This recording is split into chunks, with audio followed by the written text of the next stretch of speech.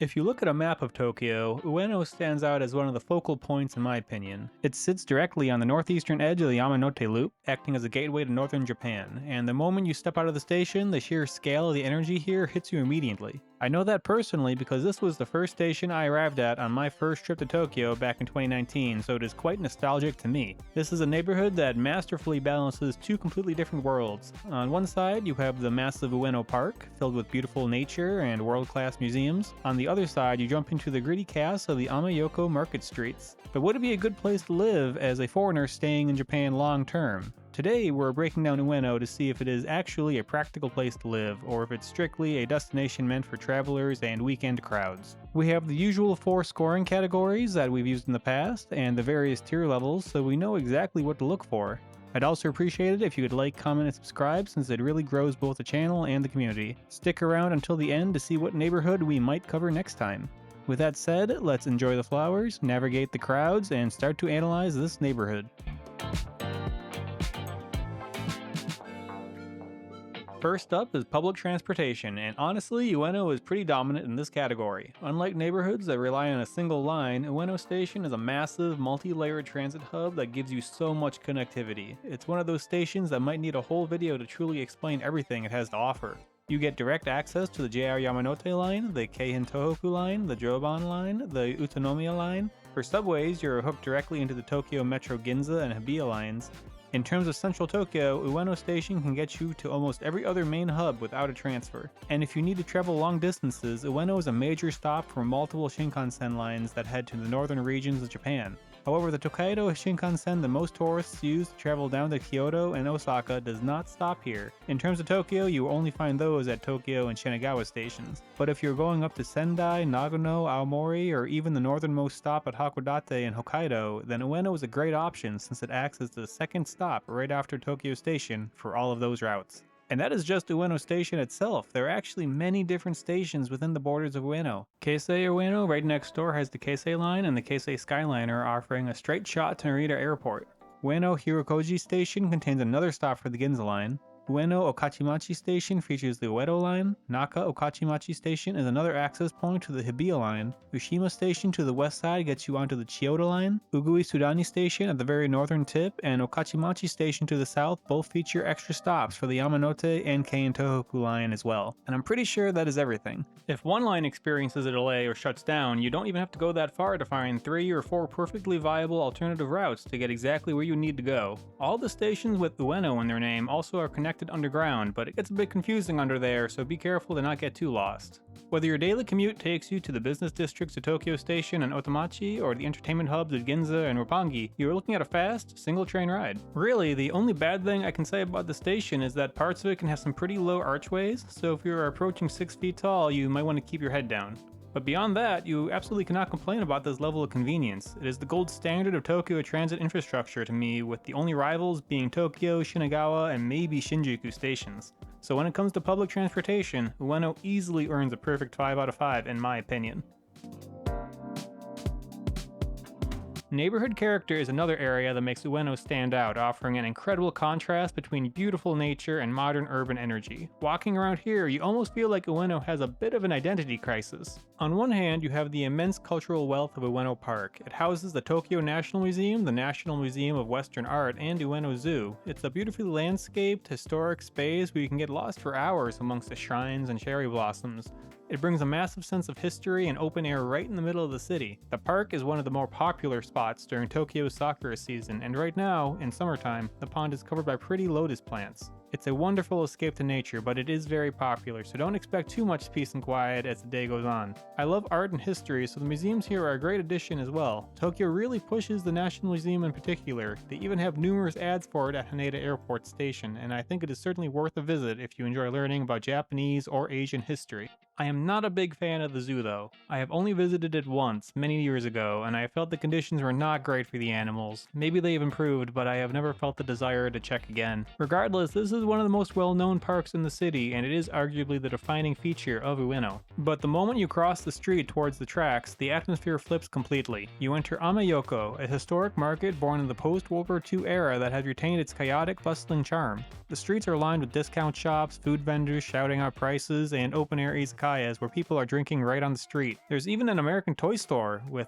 very inflated prices, but it is still cool to see it there. There is an undeniable energy in the air, but it is very loud and intensely crowded, even more so than the park. Ueno is a major draw for both domestic commuters and international tourists, meaning the area never really sleeps or slows down. It is also right under the JR train tracks, which adds to its charm, but also can make it very loud, so be aware of that if you're not a big fan of loud noises. These are the two main features of Ueno's character in my opinion, but there is a bit more to it. The surrounding city blocks are pretty standard office buildings and businesses. Some apartments are visible as you hit the outskirts of the district, but you can definitely notice a lower quality of building and maintenance as you head north. While heading south brings you deeper into newer buildings as you draw closer to Akihabara. If you love being surrounded by endless activity, deep cultural history, and an authentic city vibe, Ueno is spectacular. If you like to quickly step into nature, smell the flowers, and explore some shrines, then Ueno is amazing in that regard as well. I think the sheer volume of people can be exhausting for some if you face it every single day, but the uniqueness of this dual identity is impossible to ignore. Ueno easily captures a 5 out of 5 for neighborhood character to me. For daily livability, Ueno takes a significant step back, functioning as a highly commercialized space rather than a traditional residential neighborhood. The housing availability immediately around the station is very limited. Because the land is super focused on business, retail, the park, and museums, you won't find many standard residential homes or low-rise neighborhoods here. Instead, housing is almost entirely restricted to the apartment buildings on the outskirts of the district. And, much like its neighbor Nezu, which I covered last time, the small housing selection means there are not many short-term apartments available for foreigners hoping to stay in Tokyo for a few months. There are some options nearby, but strictly speaking, for the sake of this video, you wouldn't be living within the borders of Ueno. There are not even that many normal apartments for rent or to buy here when I check other sites. I imagine anyone living here might be holding on to their lease as long as possible, since it seems like a very convenient location to me, so don't expect to easily find housing within Ueno. That said, if you do happen to grab an apartment in here, then it is pretty great. From a pure shopping and utility standpoint, Ueno has absolutely everything you could ever need. You have massive electronics stores, department stores, fitness centers, and various specialty shops surrounding the Ameyoko area and stretching to the south. You will never have to leave the neighborhood to run everyday errands, buy clothes, or find somewhere to eat. There are some unique shops here too that I just haven't encountered elsewhere in Tokyo. As mentioned before, the park offers an escape to nature, and while it is often crowded, you can find some quiet spots off the main walkways if you need some peace. Well, maybe not during soccer season, but any other time of the year, you should be fine. The presence of the museums adds some artistic and historic value to the area as well if you're into that sort of thing. Additionally, as discussed in a prior section, the connectivity of the train stations really make living in Ueno one of the most convenient hubs in the city. So to summarize, if you want a hectic urban shopping street, then Ueno has it. If you want exposure to nature, Ueno also has that. History and art museums? Can't do much better than Ueno. Is transportation convenience a priority? Ueno is essentially the gold standard. However, the only issue, and it is a big one, is that there just is not a lot of housing available to rent. If you can live here, then it is great, but the chances to do so are slim, and that will impact the score. I can see an argument for a 4, but a 3 feels more fair in this situation, since the livability of a neighborhood doesn't matter if you can't find any property to live in. Given its status as one of Tokyo's biggest tourist hubs, Ueno is very accommodating when it comes to English friendliness and international accessibility. Because the neighborhood features major attractions like the museums and the zoo, local infrastructure has adapted to handle international visitors. You will see extensive English signage absolutely everywhere, from the train platforms to the park pathways and major retail outlets. Unlike wider residential pockets, almost every major restaurant, cafe, and shop in the central district that I have visited has offered English on their menus. Most shop staff that I've encountered know a little English as well, making daily transactions easy even if you don't speak a word of Japanese. Furthermore, as a bonus, Ueno features a very prominent, visible presence of diverse international businesses. You'll see a massive variety of Chinese, Southeast Asian, and South Asian businesses and restaurants throughout the commercial alleys, creating a very multicultural environment that also offers many different languages. If you're looking for an immersive neighborhood to aggressively force you to practice your Japanese, Ueno might actually be too accommodating, as English is readily available as a safety net at almost every turn in my experience. Much like Shinjuku, this is a major destination or pass-through for foreigners, and the general English level is going to increase to address that reality. It is a highly accessible, welcoming environment for expats and newcomers alike, earning a well-deserved 5 out of 5 for English friendliness. Bringing it all together, Ueno earns a final total score of 18 out of 20. On our Tokyo neighborhood tier list, that score launches Ueno straight into the S tier along with Nishi Shinjuku. It stands out as an incredibly powerful, very well connected hub that offers some of the best transit and cultural character in Tokyo, in my opinion.